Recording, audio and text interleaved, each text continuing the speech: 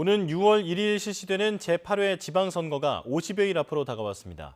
승리를 거머쥐어 새 정부의 국정 동력을 확보하려는 국민의힘과 이를 견제하려는 민주당의 기싸움도 팽팽해지고 있는데요. 승부를 가를 핵심 지역을 강진원 기자가 살펴봤습니다.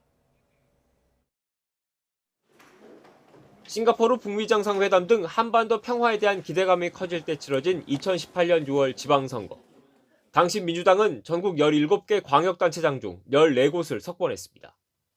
반면 국민의힘의 전신인 자유한국당이 차지한 지역은 2곳. 무소속으로 당선된 원희룡 제주지사를 포함하더라도 보수 진영의 승리는 3곳에 그쳤습니다. 집권 여당 민주당의 유례없는 압승이었습니다. 1년여 전 정권 교체에 성공한 데 이어 지방 권력까지 휩쓴 정부와 여당은 전국 주도권을 확실히 잡았습니다.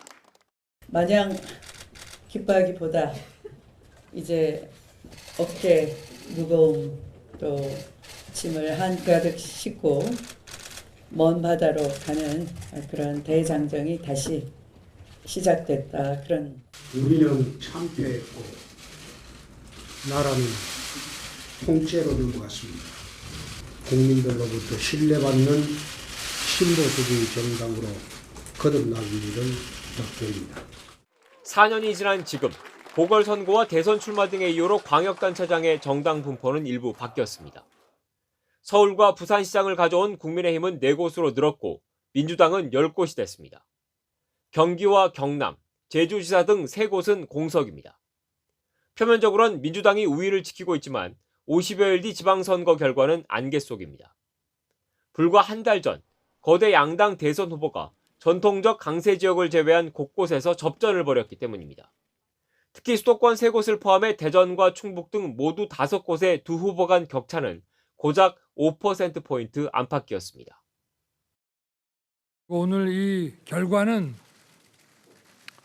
저와 우리 국민의힘 그리고 우리 안철수 대표와 함께한 국민의당의 승리라기보다는 위대한 국민의 승리가 아닌가 그렇게 생각을 합니다. 모든 것은 다 저의 부족함 때문입니다. 여러분의 패배도 민주당의 패배도 아닙니다. 모든 책임은 오롯이 저에게 있습니다. 이 가운데 유권자가 가장 많고 이재명 전 지사가 대선에서도 승리를 거둔 정치적 고향, 경기도는 최대 격전지로 꼽힙니다. 김동연, 유승민 등 대선 후보로 나섰던 거물급 인사는 물론 안민석, 김은혜 등 인지도 높은 인물이 잇따라 출사표를 던진 이유입니다. 송영길 전 민주당 대표가 오세훈 시장의 대항마로 자처한 서울도 마찬가지입니다. 이들 두 곳의 후보들을 둘러싸고 이른바 윤심, 명심 논란이 불거진 것도 양당이 그만큼 총력전을 펼치고 있다는 반증입니다.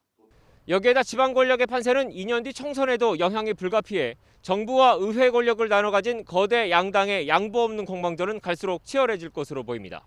YTN 강진원입니다.